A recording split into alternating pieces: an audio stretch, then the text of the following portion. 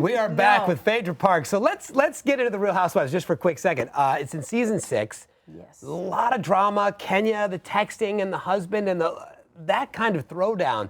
How do you stay above all that? How do you handle all that? Well, sometimes it's very difficult, but sometimes certain things are left better unsaid. You know? There are not a lot of Southern belles like around Yeah, you. no. It doesn't You're seem, not right? surrounded by Definitely people who not. believe that. Right.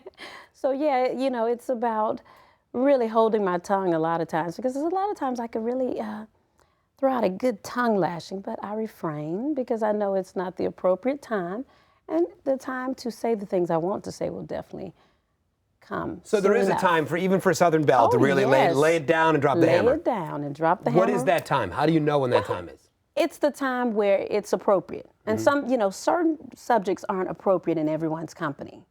And when you're talking about things such as, you know, offering to someone's husband, sexting with them or texting with them, I don't know if that is appropriate until all parties are ready to discuss it, first of all, and parties are willing to admit what they have done wrong and the inappropriateness of it.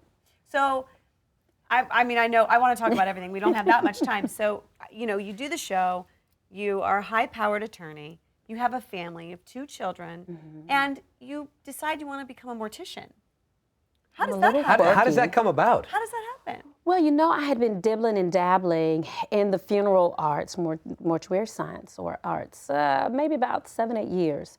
I'd had, unfortunately, a lot of close friends to pass, and so in doing some makeup and in, you know, helping with their services, I became very intrigued. And anything I want to do, I believe that I can do it. And so I really felt like it was a calling, a ministry for myself. And so I entered mortuary science school, and I actually graduate in December. Well, congratulations with that. If I can get past chemistry, which I will. You said it's sort of a ministry for you. What spiritually, what does it do for you to be involved with people at this point in their journey after they've passed? Well, I think death in itself is a transition that we will all have to make, so it's obviously recession-proof on a business end.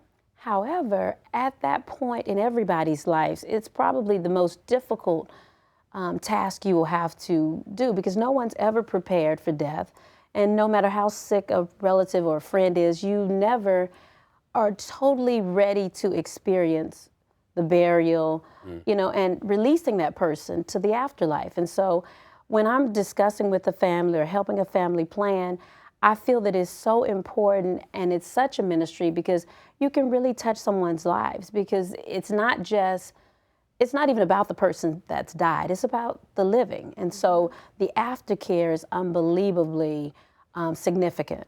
Well, it's amazing that you're doing it. Phaedra, thank you so much. Congratulations. No, thank you. Good to have you with us, and make sure that you watch Real Housewives of Atlanta. It's Sunday nights on Bravo, and of course, pick up a copy of the book. It's Secrets of a Southern Belle. You too can be a Southern Belle.